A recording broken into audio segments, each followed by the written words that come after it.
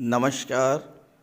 मैं वीके शास्त्री अपने चैनल के माध्यम से आप सभी दर्शकों का बहुत बहुत स्वागत करता हूं।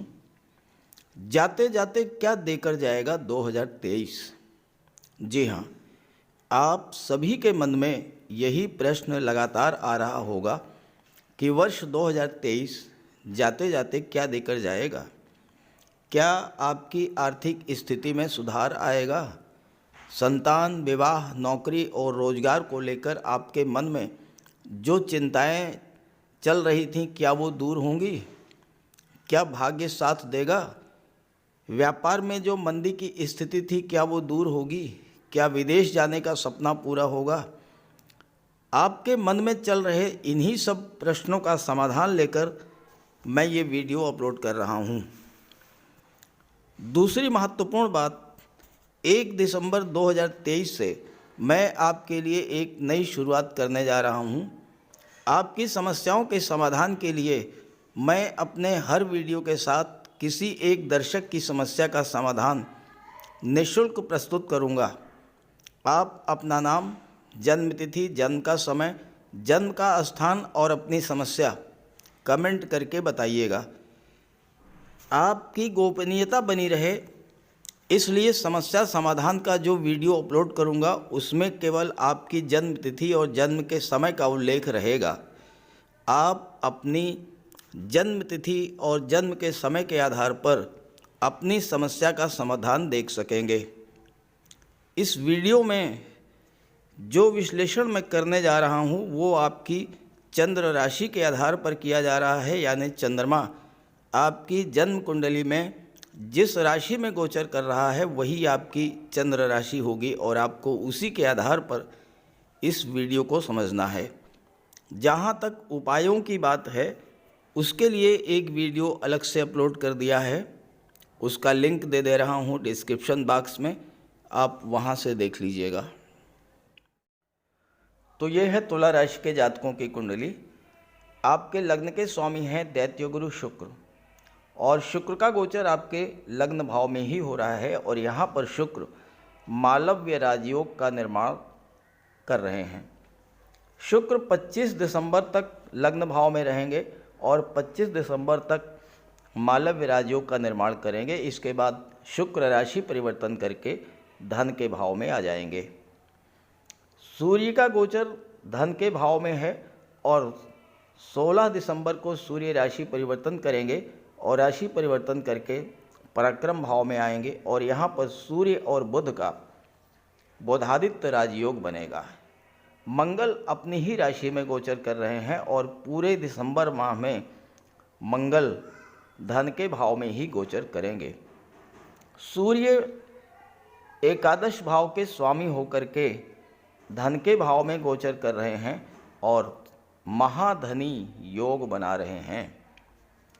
इसके अलावा शुक्र और गुरु आमने सामने हैं। सप्तम भाव में गुरु का गोचर है, लग्न में शुक्र का गोचर है, सम सप्तक दृष्टि संबंध बन रहा है। गुरु शुक्र का काम योग बन रहा है, यानी वो योग जो आपकी सभी इच्छाओं को पूरा करने वाला होता है। शनि पंचम में है, राहु छठे भाव में है और केतु का गोचर 12वें भाव में है। बुध आपकी कुंडली में तीसरे भाव में गोचर कर रहे हैं। 28 दिसंबर को बुध राशि परिवर्तन करके धन के भाव में आ जाएंगे और यहाँ पर बुध और शुक्र का लक्ष्मी नारायण योग बनेगा। आपकी कुंडली के धन के भाव में लक्ष्मी नारायण योग का बनना, माता लक्ष्मी भगवान विष्णु का आपके घर में, आपके दूसरे भाव में, धन के भाव में आगमन होगा।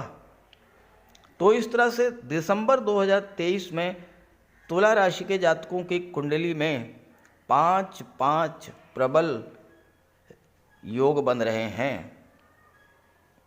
शुक्र गुरु का काम योग, सूर्य का महाधनी योग, सूर्य बुध का बुधादित्य योग, बुध शुक्र का लक्ष्मी नारायण योग और शुक्र का मालव्य राजयोग। तो आइए समझते हैं कि इन 5 राजयोगों के बनने का आपके जीवन पर क्या प्रभाव पड़ेगा।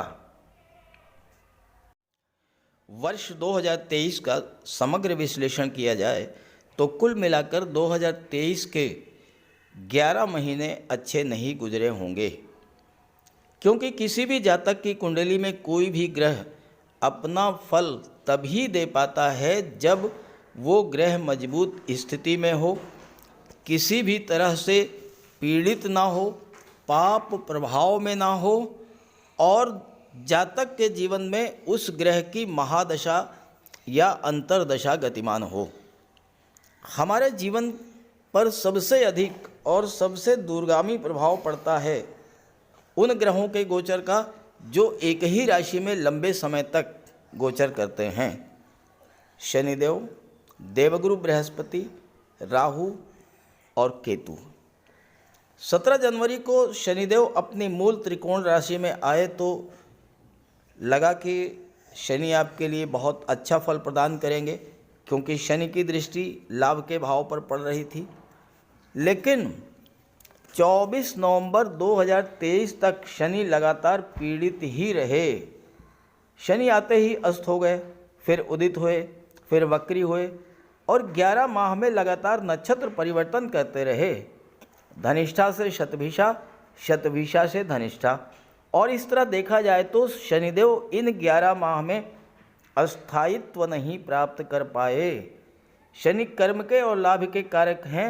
शनि के अस्थायित्व न होने के कारण आपका कार्य प्रभावित हुआ, कैरियर प्रभावित हुआ, व्यापार व्यवसाय रोजगार प्रभावित हुआ, कार्यों में रुकावट आई, कार्य अधूरे रह गए, कोई नया काम आप शुरू नहीं कर पाए।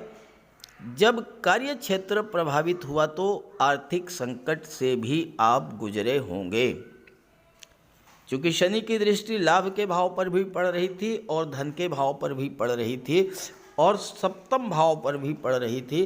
तो इन तीनों ही भाव पर शनि का प्रभाव रहा और चूंकि शनि पीड़ित थे इसलिए आपका दाम्पत्य जीवन खराब हुआ, आय में कमी आई, आय के साधनों में कमी आई और धन का संचय नहीं हुआ।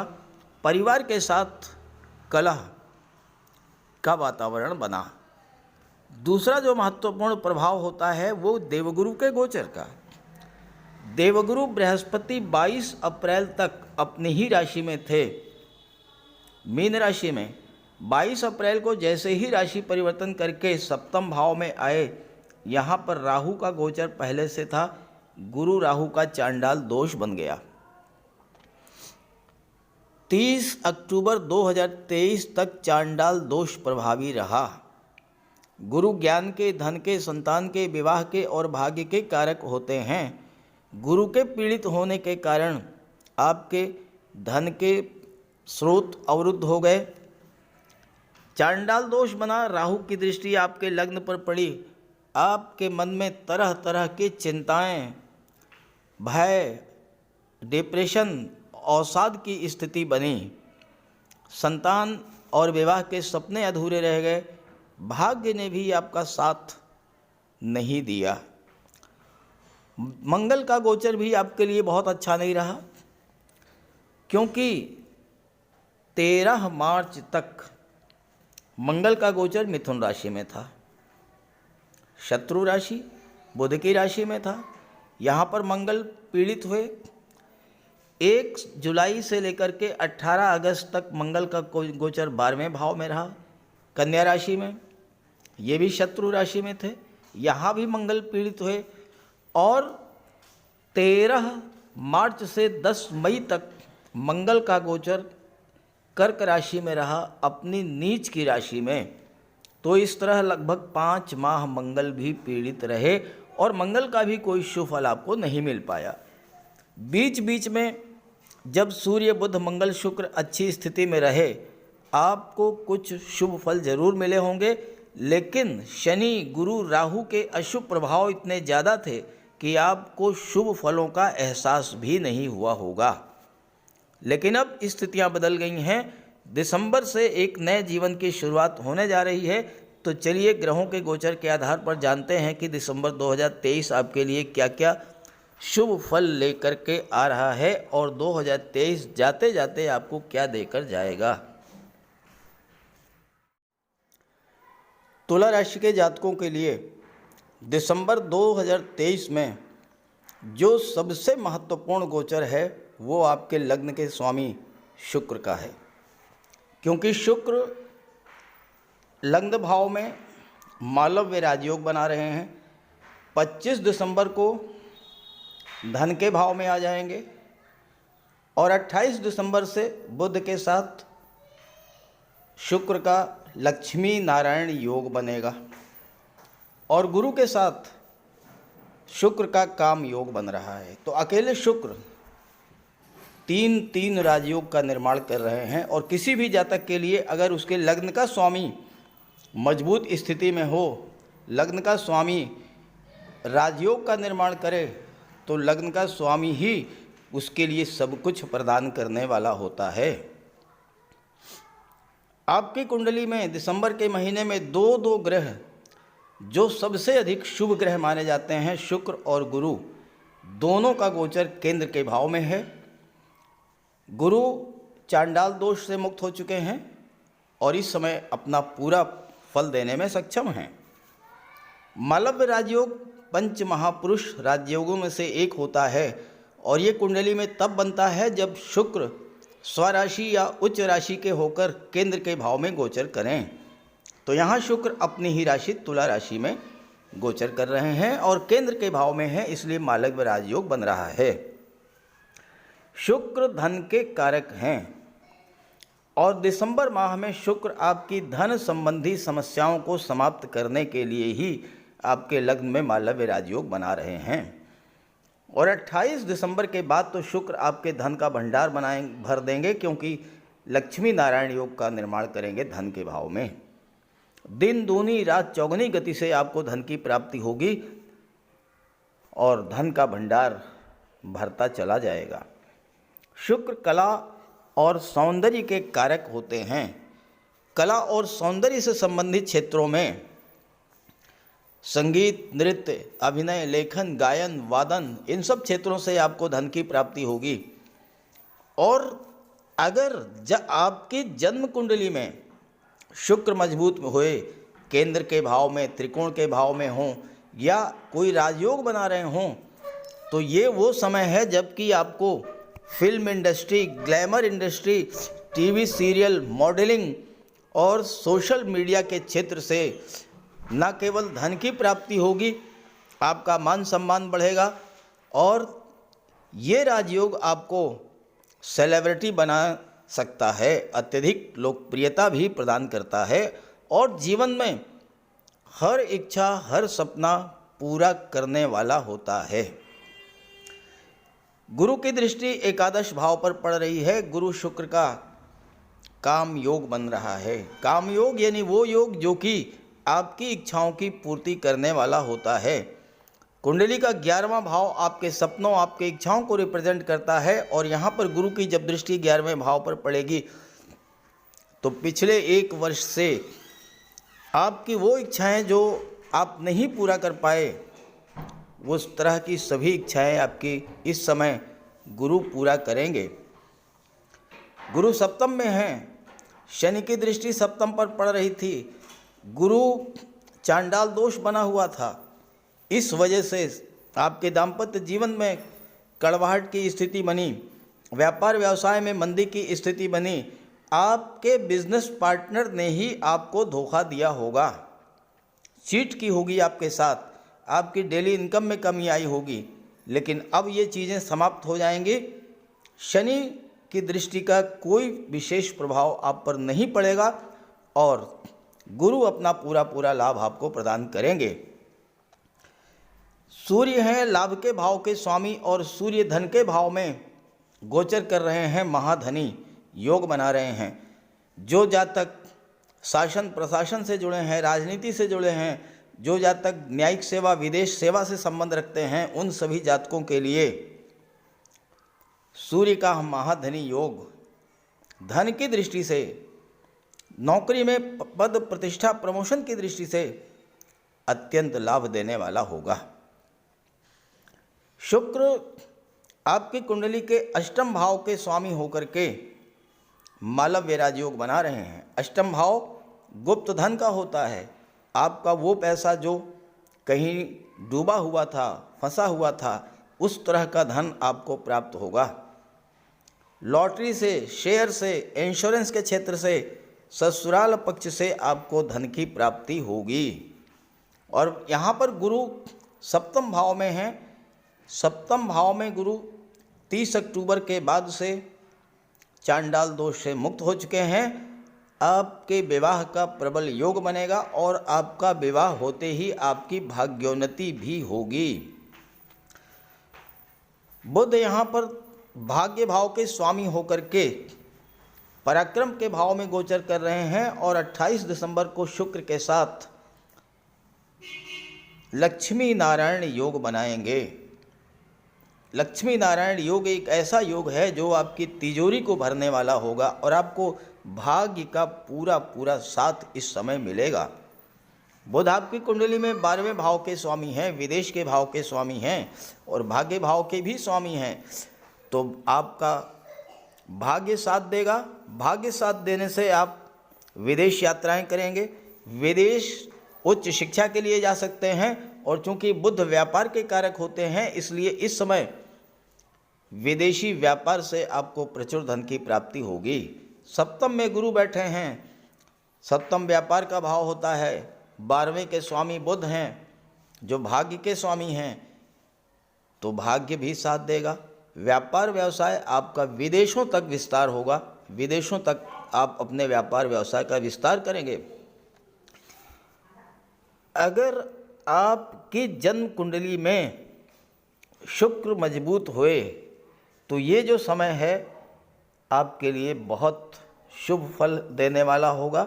बहुत बड़ा लाभ आपको मिलने जा रहा है। आपकी इच्छाएं, आपके सपने इस समय पूरे होंगे और धन की समस्या समाप्त होगी। स्वास्थ्य भी आपका ठीक रहेगा।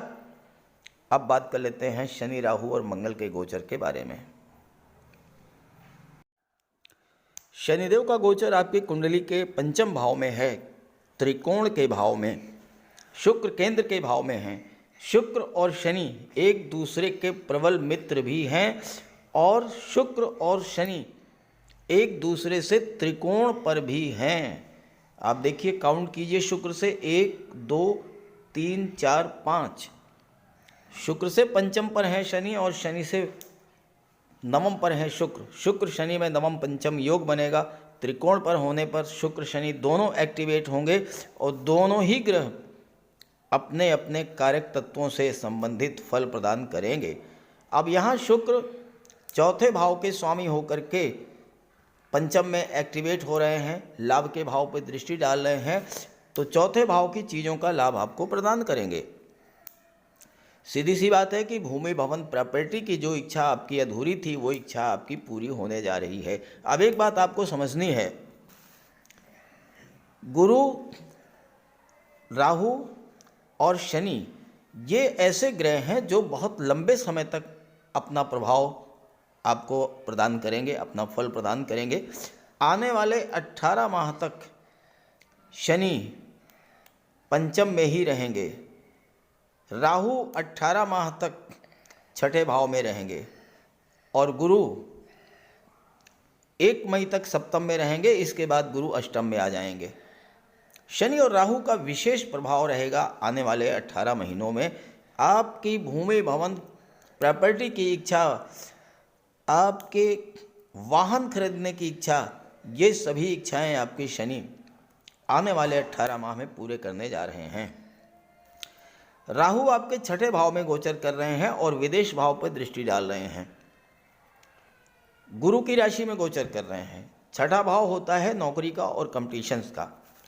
छठे भाव में, तीसरे भाव में, 10वें और 11वें भाव में राहु का, शनि का, केतु का, मंगल का गोचर अगर हो तो आप ये समझ लीजिए कि ऐसे जातक के सामने दुनिया में कोई व्यक्ति टिक नहीं सकता। राहु यहाँ पर जब छठे भाव में गोचर करेंगे तो छठे भाव की चीज़ें जो आपको कष्ट दे रही थी उन कष्टों से आपको राहत मिलेगी। कोई पुराना कर्ज आपका समाप्त हो सकता है, कोई शत्रुता थी, कोर्ट कचहरी का मैटर था, वो समाप्त हो सकता है और राहु आपको विदेश ले जाकर के विदेश से धन की प्राप्ति करा देंगे, क्योंकि राहु विदेश के कारक होते हैं। राहु की दृष्टि आपकी कुंडली के दशम भाव पर पड़ेगी।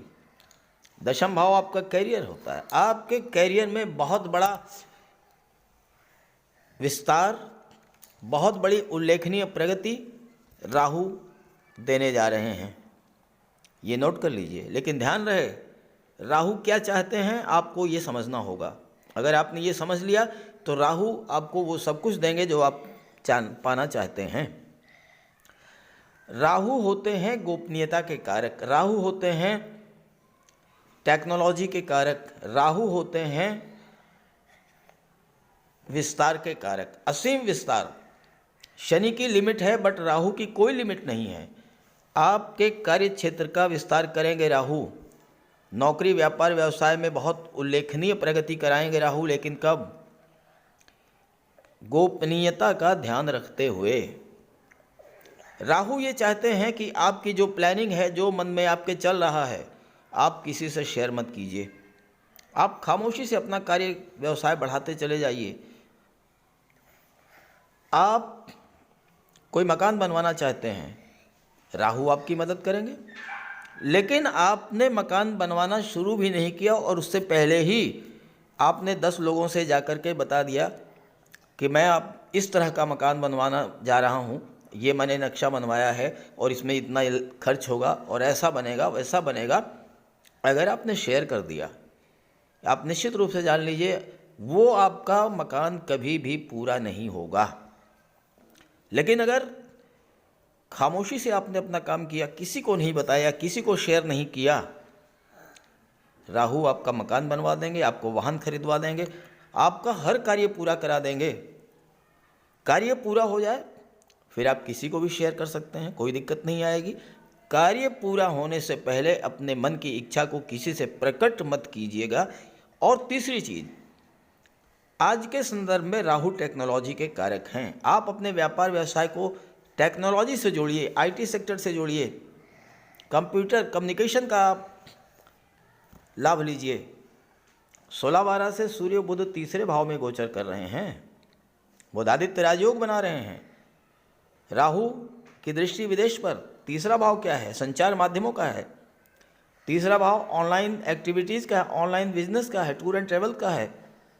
यहाँ पर आप अपने व्यापार व्यवसाय का विस्तार ऑनलाइन माध्यम से विदेशों तक कर सकते हैं और इस कार्य में सूर्य बुध दोनों आपकी मदद करेंगे, क्योंकि सूर्य और बुध की दृष्टि भाग्य के भाव पर पड़ेगी। सूर्य भाग्य को चमका देंगे और बुध तो भाग्य के स्वामी होकर के पराक्रम के भाव में और फिर इसके बाद धन के भाव में जा रहे हैं।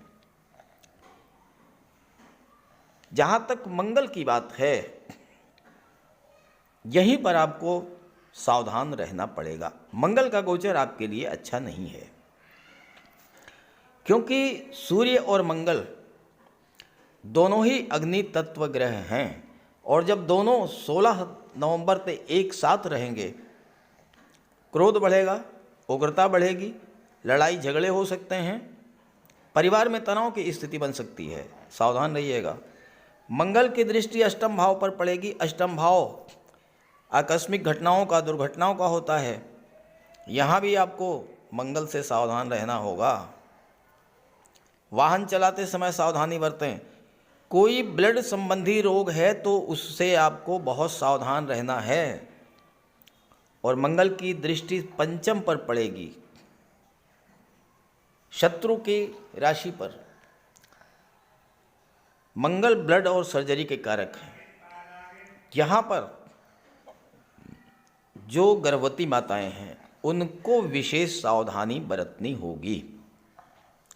पंचम भाव संतान का होता है, संतान के साथ आपका मतभेद हो सकता है, तो इस बात का ध्यान रखिएगा। मंगल से आप विशेष रूप से सावधान रहिएगा। और इसके अलावा जो मैंने राहु के संबंध में बताया है उसका पालन कीजिएगा। और आपके अपनी जन्म कुंडली को नेट से डाउनलोड करके ये देख लीजिएगा कि आपके जीवन में किस ग्रह की महादशा और अंतर्दशा गतिमान है। जिस भी ग्रह की महादशा या अंतर्दशा गतिमान हो उसका उपाय जरूर कीजिएगा। और ये वीडियो अच्छा लगे तो अपने साथियों मित्रों को भी शेयर कीजिएगा। नमस्कार।